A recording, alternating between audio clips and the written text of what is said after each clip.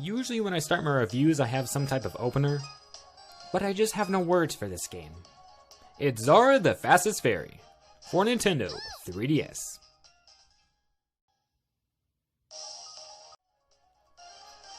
Zara the Fastest Fairy is an eShop game that reminds me a lot of the SpeedX 3D games I reviewed years ago on the channel. And despite the somewhat negative review I gave those games, they were actually quite fun.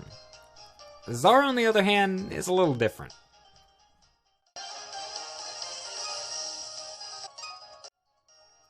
You take control of Zara, a fairy flying through the woods collecting gems to gain more speed while trying to avoid trees and spikes. On the surface, it just sounds like a typical arcade runner, which is true, but Zara is a little different. What I think really makes it different is the style. It just looks really odd. I always say graphics don't matter, but I also say they don't matter as long as the gameplay is fun and addictive. And that's kind of where Zara fails a bit as well. Along with the style, the game doesn't really offer anything other than changing the color of Zara, which, by the way, 4 out of the 6 available colors have to be unlocked by getting a high enough score. But other than that, there's not really much here.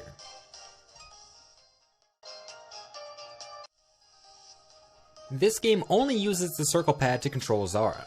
None of the other buttons have any function. You can move Zara in any direction, but I'm just being honest, it doesn't feel too good. Whether that's the fault of the circle pad or the game itself, I'm not really sure, but it just feels really weird.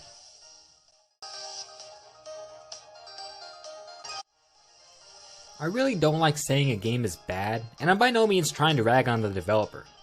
I applaud whoever made this and got it on the eShop. I can't make a game. I certainly couldn't do any better. But the more I play Zara, the more it feels like a tech demo other than an actual game.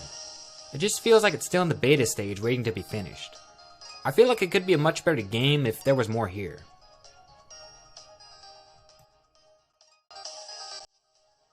But if you're really curious about Zara, you can pick it up on the eShop for less than $1. It's Zara the Fastest Fairy for Nintendo 3DS.